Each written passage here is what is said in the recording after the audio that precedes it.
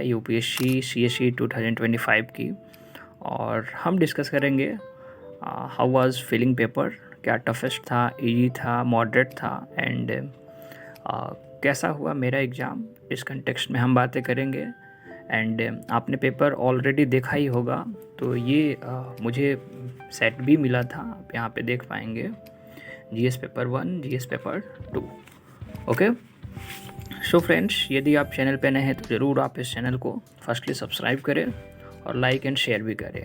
Okay friends, तो YouTube पे तो बहुत बातें चल रही है कि कट ऑफ 120 जाएगा, 125 जाएगा।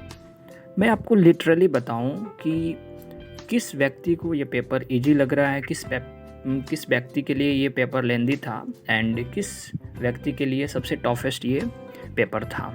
ठीक है, ऐसा नहीं है कि आप क्वेश्चन को देखेंगे तो आपको आ नहीं रहा है, लेकिन कॉम्प्लेक्स क्या बनाता है इस पेपर में, इट वाज वेरी इम्पॉर्टेंट।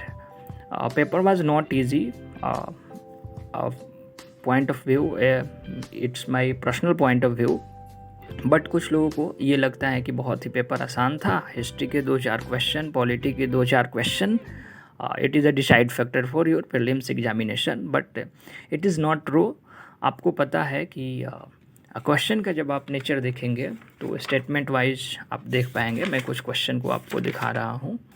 जैसे इस तरह के जो क्वेश्चन है आप देखेंगे, आपको आएगा, मतलब ये यूपीएससी ने इस तरह का क्वेश्चन दिया है कि आपको आएगा भी, बट आप करने की स्थिति में नहीं रहेंगे, because it is a complex options. तो ऑप्शंस जो है वो काफ़ी जटिल बनाया गया है ताकि प्रॉब्लम्स ज़्यादा क्रिएट हो। तो it is not easy paper, and मुझे तो नहीं लगा, और मैंने ज़्यादा अटैम्प्ट नहीं किया। नेगेटिव से बचना वो बहुत इम्पॉर्टेंट है, और आप लोगों की एग्ज़ाम कैसी हुई है ज़रूर आप उसको मेंशन करने का प्रयास करेंगे। बट ओवरऑल देखा जाए तो पेपर टफेस्ट था। Okay, it was not easy. और जिसको लगता है कि घर बैठे बैठे पेपर ये काफ़ी इजी था, तो वो कर सकता है, वो उसके घर से करने के लिए बहुत इजी पेपर था। बट एग्ज़ाम हॉल में जो कैंडिडेट्स एग्ज़ाम्स को दे रहे हैं, that was very toughest challenge. And वो चीज़ें काफ़ी सबके साथ, मुझे लगा कि मेरे साथ ही इतनी ट्रबल हो रही है, बट नहीं। आप मेजर आप देखेंगे कैंडिडेट से जब आप पूछेंगे तो पेपर तो लेंदी था, इसमें कोई शक नहीं है। PYQs हालांकि बहुत हेल्प किया है, लेकिन ऐसा नहीं है, बट वो ऑप्शन को लेकर थोड़ा सा जो है वो करेंट इस बार का जो आप देख पाएंगे, करेंट अफेयर्स के क्वेश्चन मेजर आए, आई थिंक 14-15 क्वेश्चन आए हैं। बट ओवरऑल अगर स्टैटिक्स से आपको क्वेश्चन आ रहे थे तो आप आराम से 70 के अराउंड आप कर रहे हैं। एंड मोर और लेस मेरा भी उसके ही इर्द गिर्द है, 62-63 के आसपास। इसमें मैंने निगेटिव नहीं लिया है, और पेपर तो टफेस्ट था।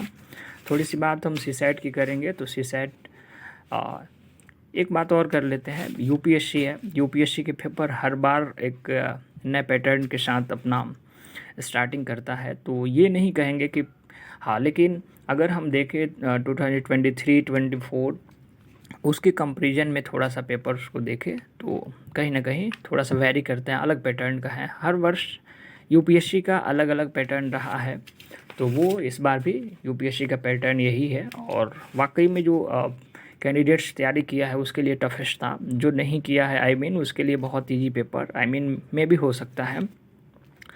GS2 की बात करें तो GS2 में मैंने टोटल 51, 26 कम्प्रीहेंशन और 25 मैथमेटिक्स और रीजनिंग किया था। और मैं वैसे ही क्वेश्चन को कर रहा था जो मैं श्योर हूँ। जैसे आप यहाँ देखेंगे, इसमें काफ़ी श्योरिटी से मैंने जो बनाया है वो डायरेक्ट आंसर आया भी है।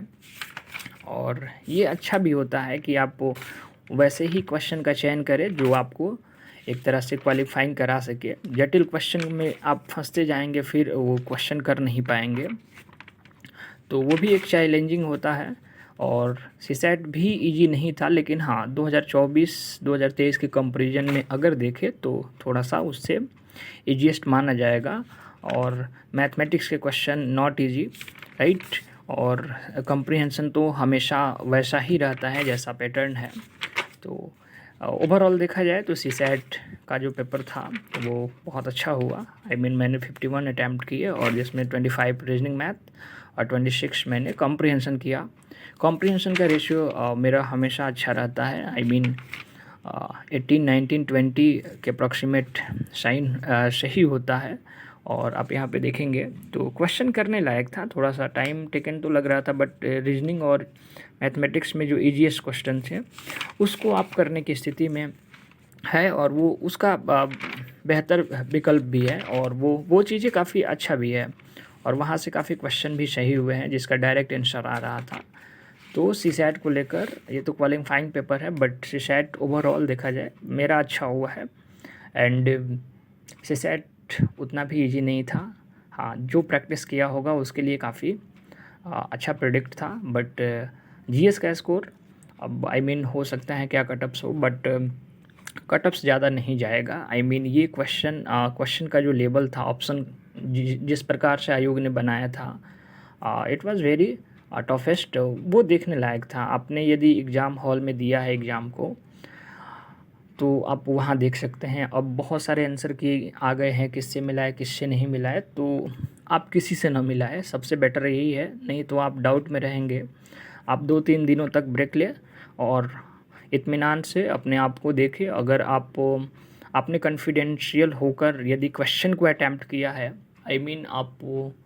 आप 60-70 के अराउंड यदि आपने ज़्यादा निगेटिव नहीं लिया है तो ठीक है, इट वाज गुड। एंड उस बेस पे आप मेंस की प्रिपरेशन कर सकते हैं। बट कटअप्स का जो खेल है आप उसको ना देखिए। कटअप्स का जो खेल है वो बस अपने अपने चैनल्स के थ्रू वो लोग शुरू कर दिए हैं। सो मेरा ये प्रेडिक्शन ज़रूर रहेगा कि जो 2023 का पेपर था, उसके इर्द गिर्द ही रहेगा कटअप्स आपका। आप मान के चलिए 78 था, तो आप ये लेकर चलिए कि 80 के अराउंड जाना चाहिए। और paper was not easy, paper was toughest. Okay, thank you.